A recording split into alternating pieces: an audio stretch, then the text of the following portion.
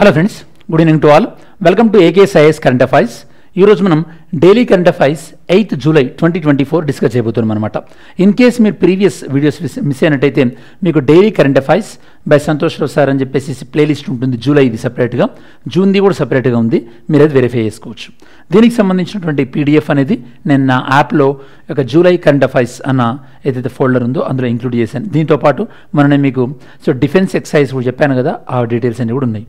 సరే, ఈరోజు మనం వీడియోలో డిస్కస్ చేయబోతున్న టాపిక్స్ వచ్చేసి 9 టాపిక్స్. ఈ 9 టాపిక్స్ మనకి ఏ సబ్జెక్ట్స్ కవర్ అవుతున్నాయో చూద్దాం ఒకసారి. ఫస్ట్ వన్, ఇది మనకి బ్రిజేష్ శ్రీవాత్సవ కమిషన్ గురించి మనం డిస్కస్ చేయబోతున్నాం. ఇది మనకి నేషనల్ కరెంట్ అఫైర్స్. హత్రాస్ సంఘటన జరిగింది కదా, దానికి సంబంధించి. దాని తర్వాత national commission for protection of child rights. ఇది మనకి social sector okay, social sector children okay, national current affairs. ఇది కూడా వరల్డ్ జూనోసిస్ డే. ఇది మనకి important days. RBI cancelled the licence of 7 cooperative banks. ఇది మనకి ఎకానమీ పాయింట్ ఆఫ్ వ్యూలో ఇక్కడ మనం కోఆపరేటివ్ బ్యాంక్స్ ఎలా కంట్రోల్ అవుతాయి అన్న బేసిక్ డీటెయిల్స్ కూడా చెక్ చేస్తాం. నెక్స్ట్, RBI 1.32 crores పెనాల్టీ వేసింది పంజాబ్ నేషనల్ బ్యాంక్ పైన. ఇక్కడ మనం పంజాబ్ నేషనల్ బ్యాంక్ యొక్క డీటెయిల్స్ చెక్ చేస్తాం అనమాట. మీకు గుర్తుంటే చెప్పండి, పంజాబ్ నేషనల్ బ్యాంక్ని క్రియేట్ చేసింది ఒక ఫ్రీడమ్ ఫైటర్. ఎవరో ఐడియా ఉంటే చెప్పండి మీరు. Next, Neeraj Chopra to lead 28 member squad in Paris Olympics. ఇది మనకి స్పోర్ట్స్ పాయింట్ ఆఫ్ వ్యూలో. Next, people biodiversity register. ఇది మనకి ఎన్విరాన్మెంట్ పాయింట్ ఆఫ్ వ్యూలో బయోడైవర్సిటీ యాక్ట్. కేరళలోని ఒక గ్రామ పంచాయతీ ఇండియాలో మొట్టమొదటిసారిగా పీపుల్ బయోడైవర్సిటీ రిజిస్టర్ని వీళ్ళు స్టార్ట్ చేశారనమాట. Next, what is Kalashnikov AK-203 assault rifles. మనము అసాల్ట్, ఇది మనకి రైఫిల్స్, ఇవి ఇండియాలో ప్రొడక్షన్ అయినాయి. ఇండియా రష్యా కలిసి జాయింట్ ప్రొడక్షన్ చేసినాయి అనమాట.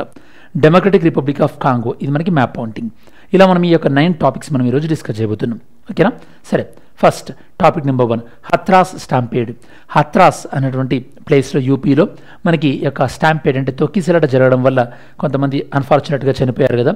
ఆల్మోస్ట్ ఆల్ మనకి ఈ వీడియో చేసేటప్పటికి మనకి ఆల్మోస్ట్ 121 మెంబర్స్ చనిపోయినట్టుగా చెప్తున్నారు.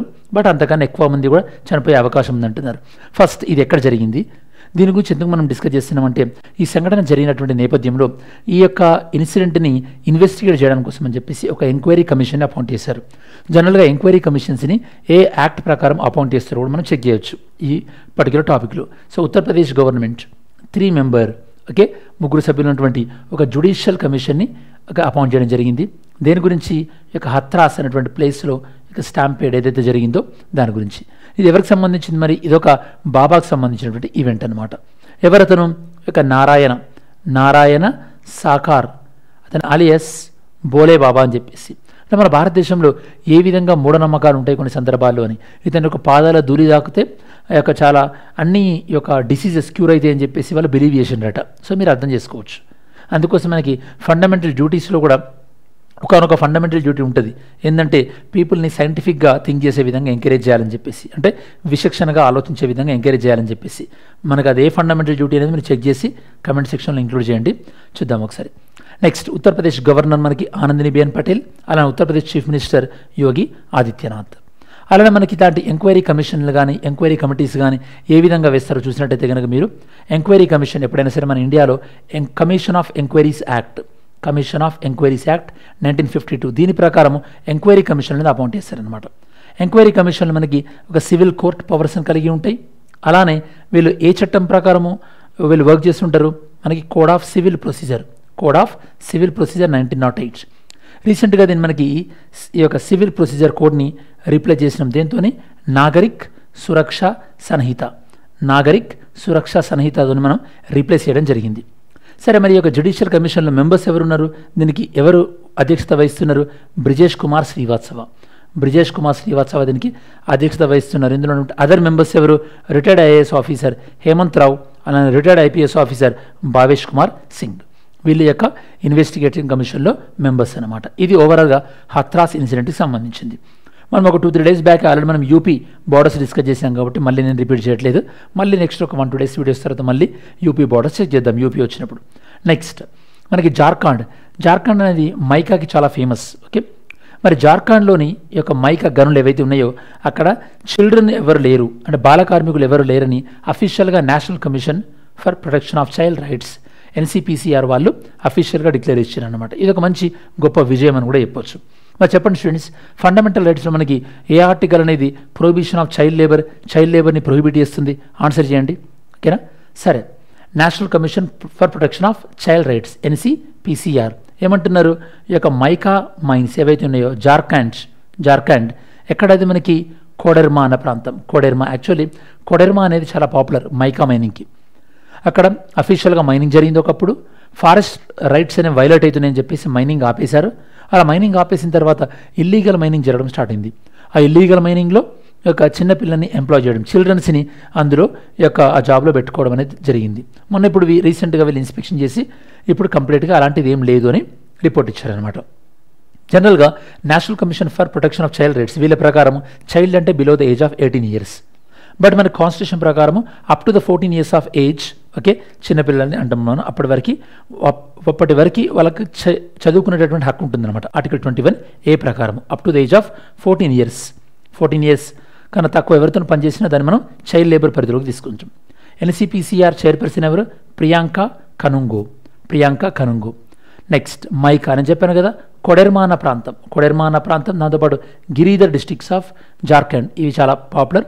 కోడెర్మా ఒకప్పుడు మనం మైకా క్యాపిటల్ ఆఫ్ ఇండియా అని కూడా అనేవాళ్ళం. మైకా క్యాపిటల్ ఆఫ్ ఇండియా, ఓకేనా? సో ఈ ప్రాంతం అనేది అంటే అక్కడ మైకా ప్రొడక్షన్ ఆ విధంగా ఉందని చెప్పొచ్చు. ఇది మనకు జార్ఖండ్ కాబట్టి రీసెంట్గా జార్ఖండ్ చీఫ్ మినిస్టర్ చేంజ్ కూడా అయింది. నెక్స్ట్ ఇది మనకు ఫారెస్ట్ కన్జర్వేషన్ యాక్ట్ 1980కి వైలేట్ అవ్వడం వల్ల అక్కడ మైనింగ్ అనేది బ్యాన్ చేయడం జరిగింది.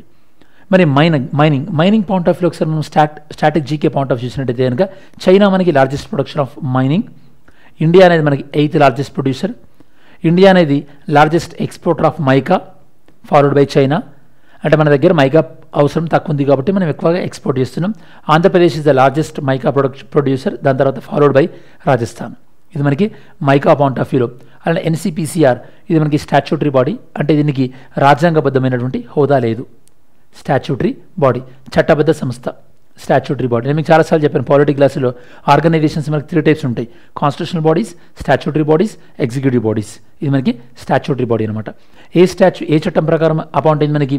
Commissions for protection of child rights act, okay, commission for protection of child rights act 2005 దీని ప్రకారం అపాయింట్ అయ్యి 2007 నుంచి ఇంప్లిమెంటేషన్లోకి వచ్చింది. ఇది మనకి ఎవరి కంట్రోల్లో ఉంటుంది? Ministry of women and child welfare, ministry of women and children development వీళ్ళ కంట్రోల్లో ఉంటుంది మనకి. మరి ఎన్సీపీసీఆర్ అమలు చేసేటువంటి యాక్ట్స్ ఏంటి? Right to education 2009, POCSO protection of children from sexual offence act, POCSO act 2012. అలానే వీళ్ళ లెక్క ప్రకారం అప్ టు 18 years అయితే చైర్పర్సన్ ప్రియాంక కనుంగో, ఇందులో ఒక చైర్మన్ ప్లస్ 6 members ఉంటారు. అందులో 2 must be ఉమెన్, 6 2 ఖచ్చితంగా ఉమెన్ ఉండాల్సిందే. ఇది మనకి జార్ఖండ్కి సంబంధించినటువంటి ఇన్ఫర్మేషన్. ఏది మనకి? మైకా మైన్స్ జార్ఖండ్, ఎక్కడ? కోడెర్మా. ఎన్పీసీఆర్ చైర్మన్ ఎవరు మనకి? ప్రియాంక కనుంగో. మనకి నార్మల్గా 14 years బిలో అయితే చైల్డ్ లేబర్. అలానే ఎన్సీపీసీఆర్ డెఫినేషన్ చైల్డ్ అంటే up to the age of 18 years. ఏ districts? Koderma and Giridih districts. మనకి 1980లో ఫారెస్ట్ ప్రొటెక్షన్ యాక్ట్ వచ్చింది, okay, forest conservation act. Next production of మైకాలో చైనా, ఇండియా లార్జెస్ట్ ఎక్స్పోర్టర్. ఇండియాలో మనకి స్టేట్స్ మనకి మైకా ప్రొడక్షన్లో లీడింగ్లో ఉన్నాయి మనం చెక్ చేస్తాం. నెక్స్ట్ ఎన్సీపీసీఆర్ కాంపోజిషన్ ఎంతమంది ఉంటారు? 1+6. ఇది మనకి స్టాచ్యూటరీ బాడీ. వీళ్ళు ఏ యాక్ట్స్ని ఎన్ఫోర్స్ చేస్తారు? రైట్ టు ఎడ్యుకేషన్ యాక్ట్ ఒకటి, దాని తర్వాత వీళ్ళు పోక్సో యాక్ట్స్, అలానే మిగతా హ్యూమన్ రైట్స్ యాక్ట్ ఇట్లాంటివి కూడా వీళ్ళు ఎన్ఫోర్స్ చేస్తుంటారు. వీళ్ళు ఏ మినిస్ట్రీ కంట్రోల్లోకి వస్తారు? Ministry of women and child development కంట్రోల్లో ఉంటారు వీళ్ళు, అడ్మినిస్ట్రేటివ్ కంట్రోల్, ఓకే. 2005లో వీళ్ళకి స్టాచ్యూటరీ బాడీగా ఫామ్ అయింది. 2005 ఎన్సీపీసీఆర్. 2005 అంటే మనం చాలా నేర్చుకున్నాం ఇదివరకు. Right to information 2005, MNREGA 2005, domestic violence act 2005 మనకి, India USA civil nuclear deal 2005, national tiger conservation authority 2005, VAT కూడా మనకి 2005లోనే వచ్చింది. ఇట్లాంటివన్నీ కూడా. Next world zoonosis day. Zoonosis అంటే ఫస్ట్ మనకు అర్థం కావాల్సింది ఏంటంటే ఏవైనా వ్యాధులు జంతువుల వల్ల వస్తే వాటిని మనం జూనోసిస్ అంటాం అనమాట, ఓకే. మనకి ఇక్కడ వ్యాధులు జంతువుల నుంచి వచ్చేవి, ఆ వ్యాధిని కలగజేసి దాన్ని మనం ఏమంటాం? ప్యాథోజన్ అంటాం అనమాట, ప్యాథోజన్, ఓకే. ఇక్కడ జంతువు అనేది వెక్టార్, ప్యాథోజన్ అనేది మనకి కలగజేసేటటువంటిది అనమాట. అంటే జంతువుల వల్ల మనకి బ్యాక్టీరియా డిసీజులు రావచ్చు, వైరల్ డిసీజులు రావచ్చు, ప్రోటోజోవల్ డిసీజులు కూడా రావచ్చు. ఆ డిసీజ్ లిస్ట్ అనేది నేను మీకు ఇందులో ఇంక్లూడ్ చేశాను, నోట్స్లో మీరు తర్వాత చెక్ చేయొచ్చు.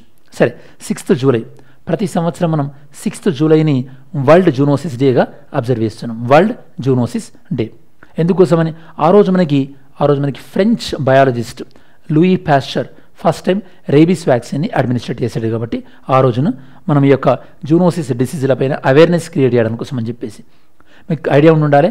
కోవిడ్ కూడా మనకి ఒక జంతువుల నుంచి వచ్చిందని, బ్యాట్ గబ్బిలం నుంచి వచ్చిందన్నటువంటి ఒక సైంటిస్టులకు ఒక అజంప్షన్. థీమ్ ఏంది జూనోసిస్ డేకి 2024 థీమ్ ఏంటంటే one world one health prevent zoonosis. Covid సందర్భంలో ఇది మనకి ఈ థీమ్ అనేది చాలా ఇంపార్టెన్స్, చాలా సిగ్నిఫికెన్స్ని సంతరించుకుందనమాట. జూనోటిక్ డిసీజ్ అంటే చెప్పాను కదా, యానిమల్స్ ఏవైతే వర్టిబ్రేట్స్ ఉంటాయో యానిమల్స్ నుంచి మనుషులకి వచ్చేటువంటి డిసీజ్ని మనం జూనోటిక్ డిసీజ్ అంటారు అనమాట. వరల్డ్ హెల్త్ ఆర్గనైజేషన్ ప్రకారం మనకి హ్యూమన్కి వచ్చేటువంటి డిసీజులలో ఆల్మోస్ట్ 61% డిసీజులు మనకి జూనోటిక్ డిసీజులు వస్తున్నాయి. ఇవి మనకి ఏ ప్యాథోజన్ అయినా ఉండొచ్చు, బ్యాక్టీరియల్ వల్ల వచ్చి ఉండొచ్చు, ఆంథ్రాక్స్ లాంటివి, వైరల్ వల్ల వచ్చి ఉండొచ్చు, రేబీస్, అలానే ఎబోలా లాంటిది, అలానే పారాసైటిక్ మనకి ట్రైకోనోసిస్, ఫంగల్, రింగ్ వామ్, ఇలా వేటి వల్లనైనా వచ్చి ఉండొచ్చు. కాకపోతే ఇక యానిమల్ వల్ల వస్తే వాటిని ఏమంటారు జూనోసిస్ డిసీజ్ అంటారు. ఎవ్రీ ఇయర్ ఎప్పుడు మనం జూనోటిక్ డేస్ అబ్జర్వ్ చేస్తున్నాం 6th జూలై. దేనికి ఇది French biologist Louis Pasteur first time rabies వ్యాక్సిన్ని అడ్మినిస్ట్రేట్ చేశాడు కాబట్టి. థీమ్ ఏంటి మనకి one world one health prevent zoonosis. ఈ సందర్భంలో COVID-19 pandemic awareness point of వ్యూలో జూనోటిక్ డిసీజ్ అంటే ఏందో చెప్పాను. అండ్ ఈ యొక్క జూనోటిక్ డిసీజ్ వల్ల ఏ ప్యాథోజన్ వల్ల ఏ డిసీజులు వస్తాయో కూడా నేను మీకు ఎక్స్ప్లెయిన్ చేయడం జరిగింది. Next topic number 4. RBI has cancelled license of 7 cooperative banks. ఓకే, RBI 7 cooperative banks లైసెన్స్ని క్యాన్సిల్ చేసిందనమాట. ఇక మీరు గుర్తుపెట్టుకోవాలి, కోఆపరేటివ్ బ్యాంక్స్ అంటే గ్రూప్ ఆఫ్ ఇండివిజువల్, కొంతమంది వ్యక్తులు కలిసి ఒక సముదాయంగా ఏర్పడి వాళ్ళ దగ్గర ఉన్నటువంటి మనీని కలెక్టివ్గా ఒక పూల్ చేసుకొని కలెక్టివ్గా మొబిలైజ్ చేసుకొని బ్యాంకుని ఏర్పాటు చేస్తారు వాళ్ళ అవసరాల కోసం అని చెప్పేసి. ఇండియాలో కోఆపరేటివ్ బ్యాంక్స్ని కూడా రెగ్యులేట్ చేసేది మనకి ఆర్బీఐ రెగ్యులేషన్ యాక్ట్ 1949 ప్రకారం. ఓకేనా, ఇండియాలో కోఆపరేటివ్ మూవ్మెంట్ కూడా చాలా పాపులర్. అండ్ నిన్నటి వీడియోలో మనం ఇంటర్నేషనల్ కోఆపరేటివ్ డేస్ గురించి కూడా మనం డిస్కస్ చేయడం జరిగింది. అమిత్ షా గారు ఒక స్పీచ్ కూడా ఇచ్చారు కదా. అండ్ మన ఇండియాలో కోఆపరేషన్ మినిస్ట్రీ కూడా సపరేట్గా క్రియేట్ చేశారు. కోఆపరేటివ్స్ గురించి మనకి పార్ట్ 9Bలో ఉంటుంది, ఆర్టికల్ 43Bలో కూడా ఉంటుంది cooperatives. Reserve Bank of India ఒక 7 బ్యాంక్స్ యొక్క లైసెన్స్ని క్యాన్సిల్ చేయడం జరిగింది. ఆ బ్యాంక్స్ ఇది మనకి బ్యాంక్ ఎగ్జామ్స్ ప్రిపేర్ అయ్యే వాళ్ళకైతే కనుక ఇంపార్టెంట్, అదర్ ఎగ్జామ్స్కి అయితే కనుక పెద్దగా ఇంపార్టెంట్ కాదు ఈ యొక్క బ్యాంక్స్ ఏంది అని చెప్పేసి. ఓకేనా, మరి క్యాన్సిల్ చేసింది మాత్రం ఎవరు? RBI, reserve Bank of India. మళ్ళీ మీరు ఫినాన్స్ మినిస్ట్రీ అనుకోకండి, RBI క్యాన్సిల్ చేసింది. అది ఇంతకుముందు కూడా ఈ ఇయర్ లాస్ట్ మంత్ జూన్లో కూడా కొన్ని బ్యాంక్స్ యొక్క లైసెన్స్ క్యాన్సిల్ చేసింది. మెయిన్గా ఎందుకంటే వీళ్ళు అడిక్వేట్ ఫండ్స్ మెయింటైన్ చేయట్లేదని చెప్పేసి. మరి మెయింటైన్ చేయకపోతే ఏమవుతుంది? రేపు డిపాజిటర్స్ అంటే మీరు డిపాజిట్ చేసుకున్న వాళ్ళు మాకు డబ్బులు కావాలని అడిగితే బ్యాంక్ ఇవ్వలేకపోతే ఏమవుతుంది? మొత్తం ఎకనామిక్ సిస్టమ్ కూడా కొలాప్స్ అవుతుంది. అప్పుడు అమెరికాలో లెమన్ బ్రదర్స్ ఇలానే జరిగింది కదా, ఇలా కొలాప్స్ అవ్వకుండా. అలానే బ్యాంక్ ఎప్పుడైనా దివాలా తీస్తే ప్రతి పర్సన్ అంటే తనకు మ్యాక్సిమం అంటే మీరు ఎప్పుడైనా డబ్బులు ఉన్నాయనుకోండి, మీ డబ్బులు బ్యాంకులో ఉన్నాయనుకోండి, మీరు 2 lakhs ఉన్నాయనుకోండి బ్యాంకు దివాలా తీస్తే 2 lakhs మీకు ఖచ్చితంగా వస్తుంది. అదే మీకు ఒకవేళ 10 lakhs ఉందనుకోండి బ్యాంకులో, మీకు వచ్చే అమౌంట్ ఎంత ఉంటుంది? ఓన్లీ 5 lakhs ఉంటుందన్నమాట. ఓన్లీ 5 lakhs అంటే deposit insurance and credit guarantee corporation, DIGCC, deposit insurance and credit guarantee corporation. వీళ్ళ ప్రకారం ఒక కస్టమర్కి ఎంత మట్టికి ఇన్సూరెన్స్ ఉంది? 5 lakhs మట్టికి ఇన్సూరెన్స్ ఉంది. అండ్ బ్యాంకింగ్ రెగ్యులేషన్ యాక్ట్ 1949 ప్రకారము ఇక బ్యాంక్స్ అనేవి రెగ్యులేట్ అవుతుంది. కోఆపరేటివ్ బ్యాంక్ అంటే ఏంటని మీకు చెప్పాను. వీళ్ళు కోఆపరేటివ్ ఉన్న ప్రిన్సిపల్ పైన వర్క్ అవుతారు. కోఆపరేటివ్ బ్యాంక్ని మనకు ఎస్టాబ్లిష్ చేసేది మనకి companies act, okay sir, cooperative societies act ప్రకారం ఇవి ఎస్టాబ్లిష్ అవుతాయి. వీటి రెగ్యులేట్ చేసేది RBI according to RBI regulation act 1949. అలానే కోఆపరేటివ్ సొసైటీస్ యాక్ట్ 1955 ప్రకారం ఎస్టాబ్లిష్ అయితే కానీ రెగ్యులేట్ చేసేది RBI మాత్రమే. Very very important. సరే, రివిజన్ చేద్దాం. RBI ఎన్ని కోఆపరేటివ్ బ్యాంక్స్ లైసెన్స్ క్యాన్సిల్ చేసింది? 7 కోఆపరేటివ్ బ్యాంక్స్ లైసెన్స్ క్యాన్సిల్ చేసింది. అండ్ మీకు ఇక్కడ డిపాజిటర్కి ఎంత ఇన్సూరెన్స్ ఉంటుందని చెప్పాను? 5 lakhs insurance. And cooperative banks establish చేసేది కోఆపరేటివ్స్ యాక్ట్ అని చెప్పాను. ఏదైతే మనకి కోఆపరేటివ్ సొసైటీ యాక్ట్ 1955. రెగ్యులేట్ అయ్యేది మాత్రం RBI యాక్ట్ 1949 ప్రకారం రెగ్యులేట్ అవుతాయి. ఓకేనా. Next topic number 5. RBI యొక్క 1.32 crores 1,32 లక్షల పెనాల్టీ విధించడం జరిగింది. ఎవరిపైన? పంజాబ్ నేషనల్ బ్యాంక్ పైన. ఎందుకంటే పంజాబ్ నేషనల్ బ్యాంక్ తను ఇచ్చేటటువంటి లోన్స్ విషయంలో రూల్స్ ఫాలో అవ్వట్లేదని, దాంతోపాటు ఇక పంజాబ్ నేషనల్ బ్యాంక్ కస్టమర్లకు సంబంధించినటువంటి KYC ఉంటుంది కదా, నో ఇయర్ కస్టమర్ నామ్స్ ఉంటాయి కదా, ఆ KYC నామ్స్ని సరిగా ఫాలో అవ్వట్లేదని చెప్పేసి. ఓకేనా. మరి కేవైసీ నామ్స్ ఫాలో అవ్వకపోతే ఏమవుతుంది, బ్యాంకులో ఫ్రాడ్ జరిగే అవకాశం ఉంటుంది. దానివల్ల మిగతా కస్టమర్స్ అందరూ కూడా ఖచ్చితంగా నష్టపోయేటువంటి అవకాశం ఉంటుంది. మరి ఈ సందర్భంలో మరి పంజాబ్ నేషనల్ బ్యాంక్ యొక్క కొద్ది డీటెయిల్స్ ఇద్దాం మనం. ఓకేనా. So Reserve Bank of India almost 1.32 crores పెనాల్టీని ఇంపోజ్ చేయడం జరిగింది ఆ యొక్క ఆర్బీఐ పైన. పంజాబ్ నేషనల్ బ్యాంక్ యొక్క డీటెయిల్స్ ఎస్టాబ్లిష్ అయింది మనకి 1894, headquarters New Delhi India, founder Lal Bahadur Shastri, మనకి పబ్లిక్ సెక్టర్ బ్యాంక్, ఇది ఫినాన్షియల్ సర్వీసెస్. ఇది మనకి లాహోర్లో యాక్చువల్ ఏర్పడింది, తర్వాత మనకి న్యూఢిల్లీకి షిఫ్ట్ అయింది. ఇండియాలో ఓల్డెస్ట్ మనకి పబ్లిక్ సెక్టర్ బ్యాంక్ ఏంటంటే Punjab National bank. Next Olympics point of వ్యూలో మన ఇండియాకి ఓవరాల్గా 28 మెంబర్స్ ఒలింపిక్స్ స్క్వాడ్ వెళ్తున్నారు. ఒలింపిక్స్కి 28 మెంబర్స్. ఈ 28 మెంబర్స్ ఈ యొక్క స్క్వాడ్కి హెడ్ అంటే నేతృత్వం వహించేది మనకి నీరజ్ చోప్రా యొక్క అనౌన్స్ చేయడం జరిగింది, ఇండియన్ ఒలింపిక్ అసోసియేషన్. ఈ పాయింట్ ఆఫ్ వ్యూలో మనకి 28 మెంబర్స్లో ఎంతమంది లాస్ట్ టైం ఒలింపిక్స్లో కూడా పార్టిసిపేట్ చేశారో చూద్దాం. అలానే ఈసారి ఒలింపిక్స్కి సంబంధించినటువంటి ఫర్దర్ డీటెయిల్స్ కూడా ఒకసారి మనం చెక్ చేయడానికి ట్రై చేద్దాం. ఓకేనా. 28 మెంబర్స్ ఇండియన్ అథ్లెటిక్ టీమ్. ఎవరు లీడ్ చేస్తున్నారు? మెన్స్ జావెలిన్ త్రో బాగా గుర్తుపెట్టుకోండి. ఓకే. డిస్కస్ త్రో అట్లాంటివి కూడా ఇస్తుంటారు అప్పుడప్పుడు ఎగ్జామ్లో. Javelin throw defending champion Neeraj Chopra speciality ఏంటంటే ఇండియా నుంచి ట్రాక్ అండ్ ఫీల్డ్ అంటే మనకి 200 మీటర్ 300 మీటర్ వీటిని ట్రాక్ అంటారు అనమాట. దానిపైన జరిగే గేమ్స్ని మనం ట్రాక్ అండ్ ఫీల్డ్ అంటాం. ట్రాక్ అండ్ ఫీల్డ్లో ఇప్పటివరకు మన ఇండియాకి ఫస్ట్ టైం మెడల్ తీసుకొచ్చింది నీరజ్ చోప్రానే. ట్రాక్ అండ్ ఫీల్డ్ అంటే మళ్ళీ హాకీ ట్రాక్ అండ్ ఫీల్డ్ కౌంట్కి రాదు, అభినవ్ బింద్రాది కౌంట్ కాదు, అవి అన్ని ఇండివిజువల్ ఈవెంట్స్. ట్రాక్ అండ్ ఫీల్డ్లో ఫస్ట్ టైం మెడల్ తీసుకొచ్చింది నీరజ్ చోప్రా, దట్టు గోల్డ్. మరి ఎవరు దీన్ని అనౌన్స్ చేశారు? అంటే నీరజ్ చోప్రా లీడ్ చేస్తాడని athletic federation of India AFI వాళ్ళు అనౌన్స్ చేశారు. Neeraj Chopra first Indian track and ఫీల్డ్లో మనకి మెడల్ తీసుకొచ్చింది, గోల్డ్ మెడల్ తీసుకొచ్చింది. 28 మెంబర్స్లో మనకి 8 members already last time Tokyo ఒలింపిక్స్లో పార్టిసిపేట్ చేశారు. 8 members last time Tokyo Olympics. ఈ స్క్వాడ్లో 28లో మనకి 7 members men and 11 members women. Almost all కొద్దిగా ఈక్వల్గా ఉన్నారు. మీరు అర్థం చేసుకోవచ్చు ఉమెన్ ఎంపవర్మెంట్ ఎలా జరుగుతుందనేది. మనకి ఈసారి ఈ యొక్క ఒలింపిక్స్ని మనం ప్యారిస్ ఒలింపిక్స్ అని, అలానే యొక్క ఒలింపియాడ్ గేమ్స్ 33 ఒలింపియాడ్ అని కూడా అంటుంటారు. ఇది మనకు ఫస్ట్ స్టార్ట్ అయ్యేది 26 జూలై, ఎండ్ అయ్యేది మనకి 11th ఆఫ్ ఆగస్ట్. కొన్ని ఈవెంట్స్ మనకి 2 days ముందే స్టార్ట్ అవుతున్నాయి. 24th July majority of the events మనకి ప్యారిస్లోనే జరుగుతున్నాయి. ప్యారిస్లోనే ఆల్మోస్ట్ ఆల్ ప్యారిస్, దాంతోపాటు 16 అదర్ సిటీస్, ఇవన్నీ కూడా మెట్రోపాలిటన్ ఫ్రాన్స్ పరిధిలోకి వస్తుంటాయి. ఒక్క ఐలాండ్లో మాత్రం సపరేట్గా గేమ్స్ జరుగుతున్నాయి. ఇవి మనకి తాహితి ఐలాండ్, ఇది మనకి ఫ్రెంచ్ ఓవర్సీస్ కంట్రీ, ఇది మనకి ఫ్రెంచ్ పాలినేషియా అంటాం. ఫ్రెంచ్ పాలినేషియాలో భాగం అనమాట తాహితి. చాలా చాలా ఇంపార్టెంట్. ఈ ఐలాండ్లో కూడా గేమ్స్ జరుగుతున్నాయి. అదర్వైజ్ మిగతా మొత్తం కూడా మనకి ప్యారిస్లోనే. ఓకేనా. 28 మెంబర్స్ టీమ్ని ఎవరు లీడ్ చేస్తున్నారు? Neeraj Chopra, javelin throw. ఓకేనా. ఎవరు అనౌన్స్ చేశారు? Athletic federation of India. Track and ఫీల్డ్లో ఫస్ట్ గోల్డ్ మెడల్. దాని తర్వాత మనకి 28 అథ్లెటిక్స్లో 8 మనకి లాస్ట్ టైం ఒలింపిక్స్లో పార్టిసిపేట్ చేశారు. 28లో 17 men, 11 women. And Olympics 33 Olympiads. Paris Olympics ఎప్పుడు స్టార్ట్ అవుతుంది? 26 జూలై, 11th ఆగస్ట్. ఒక ఐలాండ్లో తాహితి ఐలాండ్స్. ఇది మనకి ఓవరాల్గా టాపిక్ అనమాట. Next topic number 7, people's biodiversity register. అసలు బయోడైవర్సిటీ అంటే ఏంది? జీవ వైవిధ్యం. మరి పీపుల్స్ బయోడైవర్సిటీ రిజిస్టర్ అంటే ఏంది? సింపుల్గా మీకు చెప్పాలంటే సోషల్ ఆడిట్, పేరు విన్నారు కదా, పీపులే ఆడిట్ చేస్తుంటారు. అలానే ఇక ప్రజలే ఆ ప్రాంతంలో ఉన్నటువంటి జీవ వైవిధ్యం, బయోడైవర్సిటీ అన్న పాయింట్ ఆఫ్ వ్యూలో వాళ్ళే ఇన్ఫర్మేషన్ గ్యాదర్ చేసి వాళ్ళే ఒక సమాచారాన్ని, ఒక రిజిస్ట్రీని మెయింటైన్ చేస్తే దాన్ని మనం పీపుల్ బయోడైవర్సిటీ రిజిస్ట్రీ అంటారు.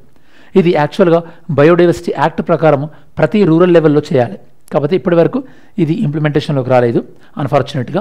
పీపుల్ బయోడైవర్సిటీ రిజిస్టర్ మరి ఎక్కడ జరిగింది ఇది ఫస్ట్ టైం? ఇప్పుడు మనకి యొక్క కజకార పంచాయతీ ఎక్కడ? కేరళ.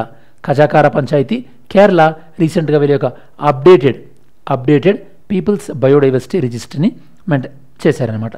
మరి ఇది దీనికి చట్టబద్ధత ఉందా? పీపుల్ బయోడైవర్సిటీ రిజిస్ట్రీకి ఎస్. ఏ చట్టం ప్రకారం? Biodiversity act 2002. 2002లోనే మీకు PMLA act, prevention of money laundering act కూడా ఉంటుంది, మీకు గుర్తుపెట్టుకోవాలన్నమాట. ఈ యొక్క బయోడైవర్సిటీ యాక్ట్ ప్రకారము ఈ యొక్క బయోడైవర్సిటీ మేనేజ్మెంట్ కమిటీ ఉంటుంది. బయోడైవర్సిటీ మేనేజ్మెంట్ కమిటీ అనేది ఉంటుంది. ఈ బయోడైవర్సిటీ మేనేజ్మెంట్ కమిటీ అనేది ప్రిపేర్ చేస్తుంది అనమాట ఆ ప్రాంతంలో ఉన్నటువంటి బయోడైవర్సిటీని. ఓకేనా.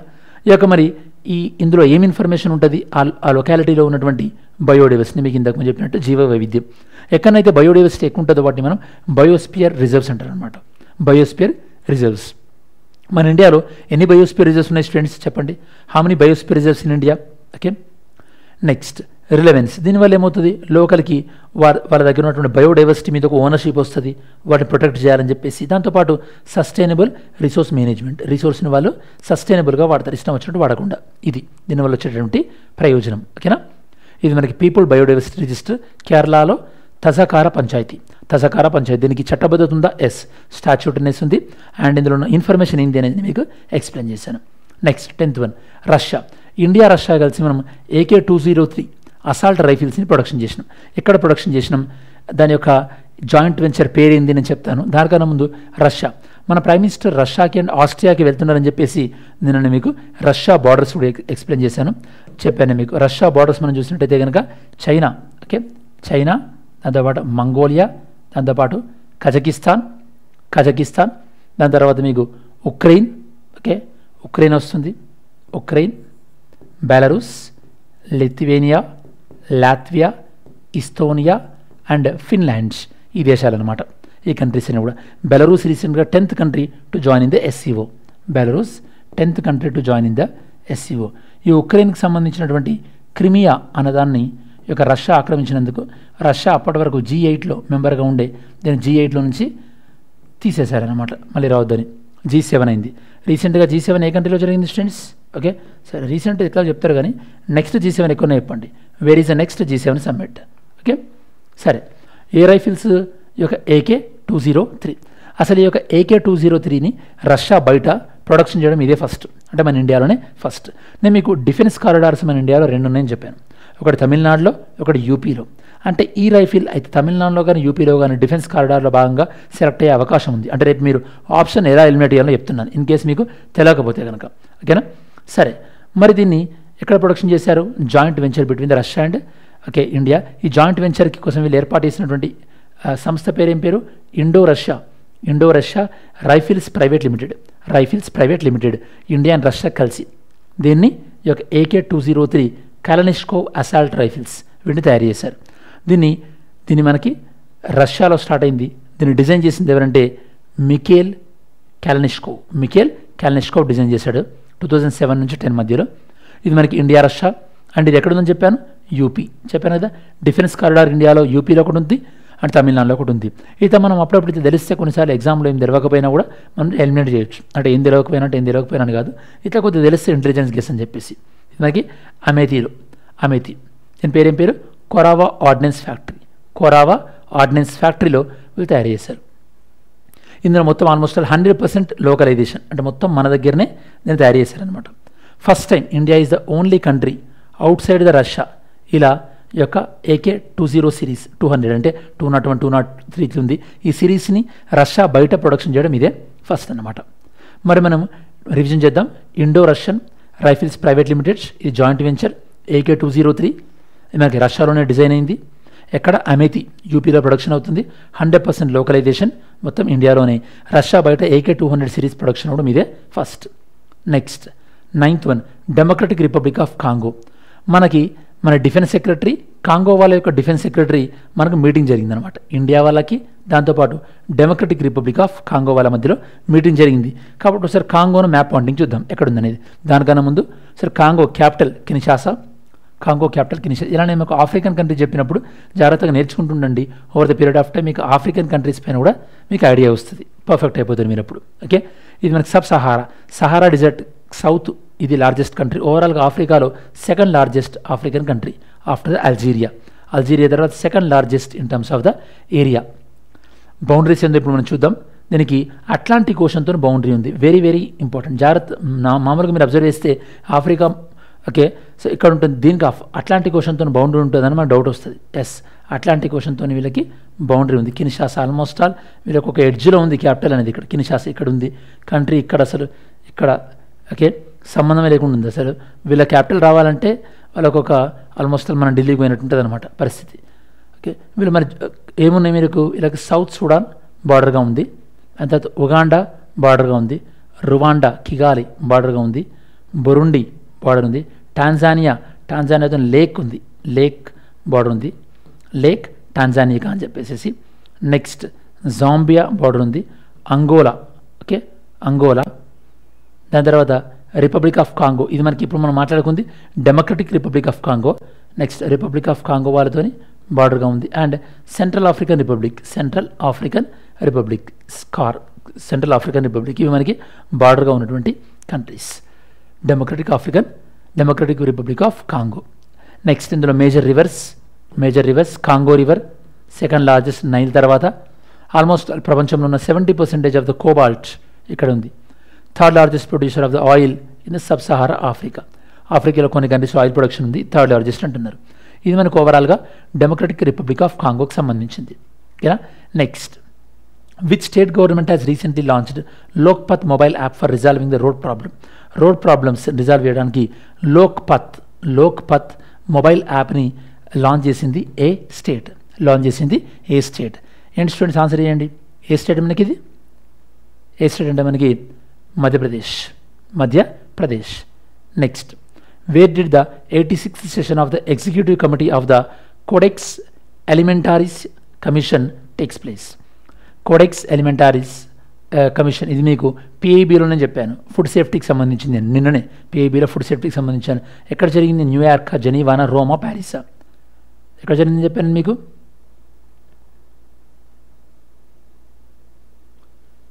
FAO, food and agriculture organization, Rome capital. Okay, అక్కడ హెడ్ క్వార్టర్ రోమ్లో ఉంది అక్కడ. Next, national test house initially established by, రీసెంట్గా నేషనల్ టెస్ట్ హౌస్ అనే న్యూస్లో వచ్చింది. ఓకే, కన్స్యూమర్ మినిస్ట్రీ వాళ్ళు అంటే అన్నింటికీ అంటే ఇది ఒక టెస్టింగ్ లాగా మనకు వస్తుంది అన్నారు. కాకపోతే ఇది ఫస్ట్ టైం ఎవరు లాంచ్ చేశారు? రైల్వే బోర్డా, గవర్నమెంట్ ఆఫ్ ఇండియానా, మినిస్ట్రీ ఆఫ్ కన్స్యూమర్ అఫైర్సా, ఇండియన్ స్టాండర్డ్ ఇన్స్టిట్యూషనా? ఎవరు లాంచ్ చేశారు ఫస్ట్ టైం దీన్ని? యాక్చువల్గా దీన్ని ఫస్ట్ టైం లాంచ్ చేసింది రైల్వే బోర్డు లాంచ్ చేశారు. నెక్స్ట్, ద అభయ ముద్ర, రాహుల్ గాంధీ గారు పార్లమెంట్లో మాట్లాడినప్పుడు సో ఇట్లా మాట్లాడారు కదా, సో అభయ ముద్ర అని చెప్పేసి. ఈ అభయ ముద్ర అనేది మరి జనరల్గా ఏ మతాలలో, ఏ రిలీజియస్ ప్రాక్టీసెస్లో ఇది ఎక్కువగా ఉంటుంది? Hinduism, Buddhism, Jainism? Buddhism only.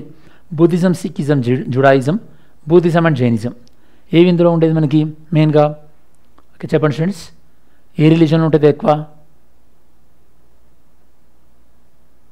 Buddhism, Jainism and Hinduism. Next, topic number 5. Recently where was the 29th edition of the biennial Rim of Pacific Ocean? Okay, RIMPAC ఎక్కడ జరిగింది? మన షిప్ కూడా వెళ్ళిందని చెప్పాను, INS శివాలి కూడా వెళ్ళిందని చెప్పాను. Auckland, New Zealand, Hawaii, USA, Paris, France, Calcutta, India. అందులో ఏది ఎక్కడ జరిగింది? పెర్ల్ హార్బర్ అని కూడా చెప్పాను. Pearl Harbor, Hawaii, USA. ఇది మనకి ఈరోజు 5 MCQs. ఇది ఓవరాల్గా మీకు 8th జూలైకి సంబంధించినటువంటి డైలీ కరెంట్ అఫైర్స్ సంబంధించిన సమగ్రమైన విశ్లేషణ. ఐ హోప్ ఈ వీడియో అంటే డైలీ కరెంట్ అఫైర్స్ మీకు ఎంతో కొంత యూస్ఫుల్ అవుతుంది అనుకుంటున్నాను. Thanks for watching this video. Have a great day. జై హింద్.